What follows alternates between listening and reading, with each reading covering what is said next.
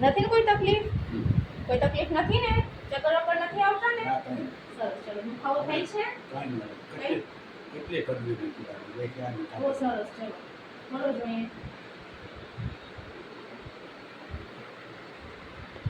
બસ અભી બંધ કરજો.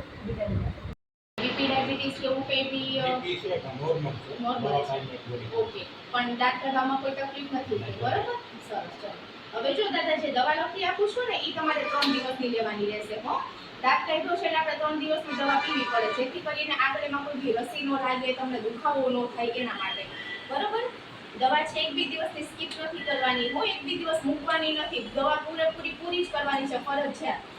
હા, અને બીપી ની જે તમે દવા પીતા હો એ તો તમારે કમ્પલસરી ફરજિયાત ઈ તો લેવાની. હવે ધ્યાન શું રાખવાનું છે તો કે રૂ છે એને કલાક સુધી ત્યાં દબાવીને રાખવાનું છે, બરાબર?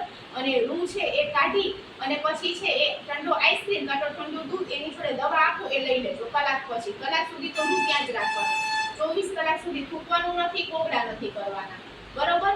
અને 2 દિવસ પછી છે નવસેકા પાણીમાં હળદર મીઠું નાખીને એના કોગળા કરવાના છે. જમવાનું બધું હળવો પોચો ખોરાક બીજી બાજુથી, આ બાજુ કઈ નહીં, હમણાં અઠવાડિયું દિવસ કઈ નહીં. ઝીણો દુખાવો થાય તો એ સામાન્ય છે, રૂજ આવશે એટલે ત્યાં સુધી થોડો દુખાવો થશે.